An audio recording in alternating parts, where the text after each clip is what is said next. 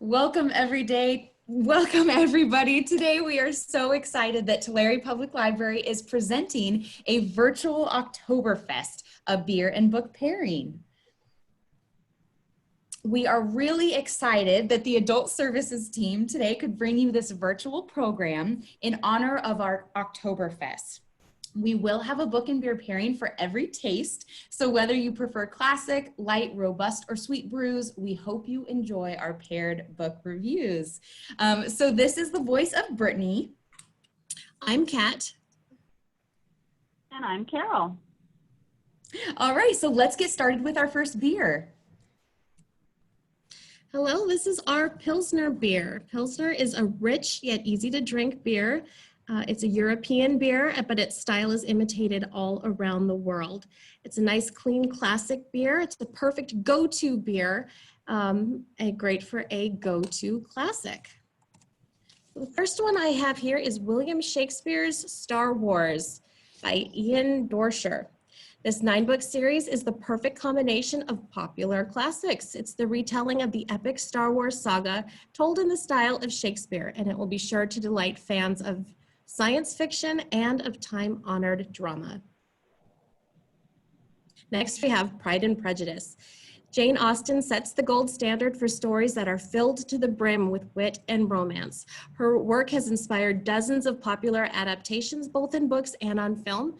Find out why millions love this quintessential tale of loathe at first sight.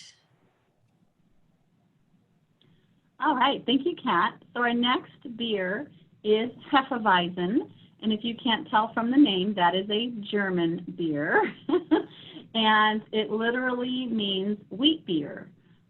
You can see how it is kind of hazy. That's because it's unfiltered, but it is very light and refreshing. I love to drink this one with a slice of either orange or some kind of citrus in it.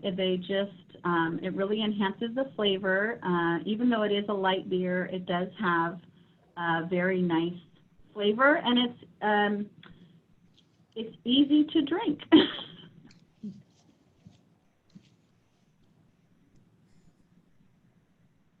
So my first book that pairs with Hefeweizen is The Lager Queen of Minnesota by J. Ryan Straddle, and this book might seem like an obvious book to pair with a beer because, as you can see, it is literally about beer, but really beer is sort of just the setting of the story. The story pairs nicely with Hefeweizen because it is a light story. There's a family saga, but this saga doesn't have any heavy tragedies. It's really relatable, having to do with some land that was left behind to one sister and how that has sort of spurred certain issues within the family. And so it is, again, not heavy. And the characters, the author actually was inspired by the women in his own life.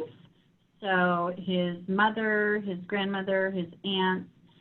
It really brings an authenticity to all of the female characters in the story because they are mostly female characters.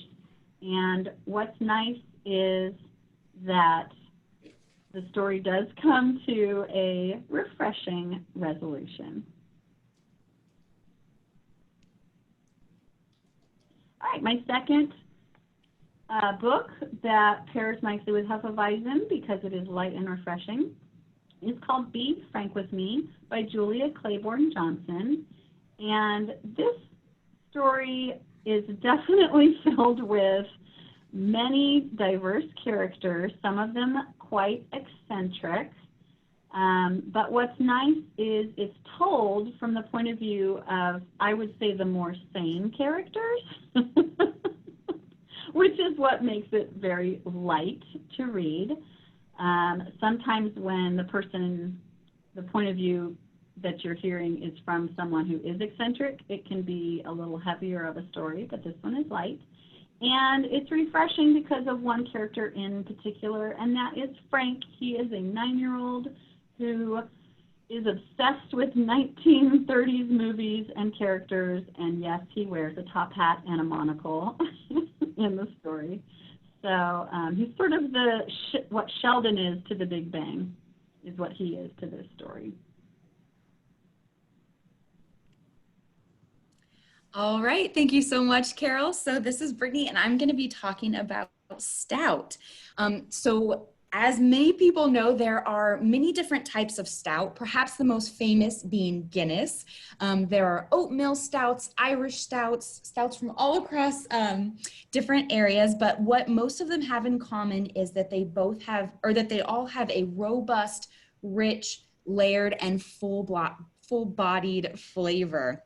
These beers, as opposed to the Pilsner and Hefeweizen, which we've spoken of before, don't tend to be as light and refreshing, but rather sit with you almost like a meal rather than just a refreshing drink. Often they have a roasted flavor, and many stouts do have hints of coffee as well, because they use coffee beans in the process, which gives you a nice little electrifying zing sometimes if you're looking for that caffeine burst as well.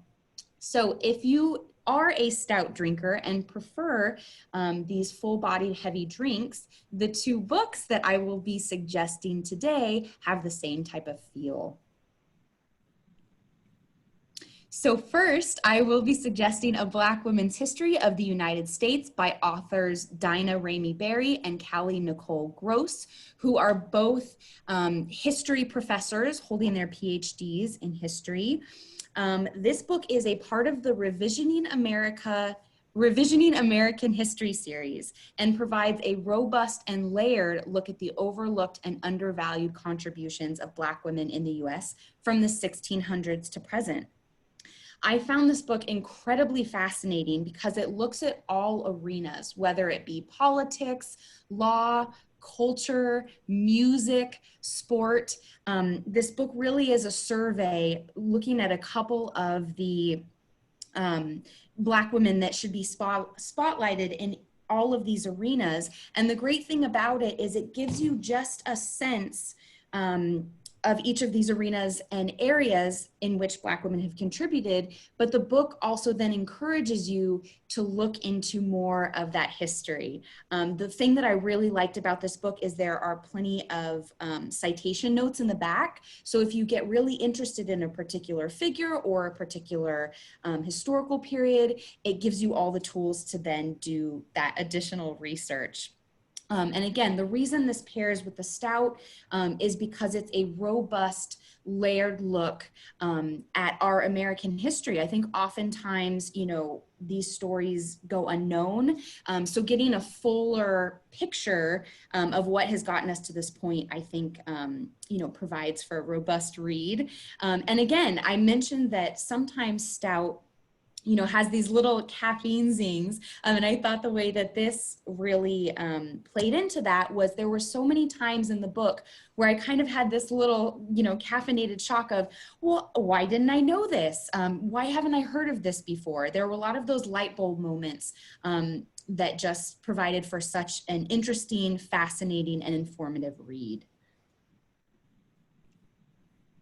All right, the next book that I'm going to be suggesting is Future Home of the Living God by LOUISE ERDRICH. I really loved this book. It's a science fiction book that's kind of set in a dystopian future that feels not that far away from now. And against the backdrop of reverse evolution, martial law, and forced containment of pregnant women, this book explores layered ideas about identity, self-determination, motherhood, and the future of humanity. One thing that I really like about this book, although it takes place in a dystopian future, the book is actually written in the style of the pregnant main character's journal to her unborn child. So things are really changing in society, but we are getting a really firsthand perspective of what's going on. So it creates a lot of great tension in the book because you don't always know the full story, maybe just some observances. And the other thing I liked about this book is, although it is a very tense subject, you know, and it is taking place in a dystopian future, it does a really good job of balancing humor and drama. So again, another great book to pair with a darker beer. Yeah, so that's why we chose this. And for any teetotalers watching, let's not forget root beer. Creamy and sweet, the first sip can bring us back in time to our sweet childhood memories. Here are a few books that can do the same.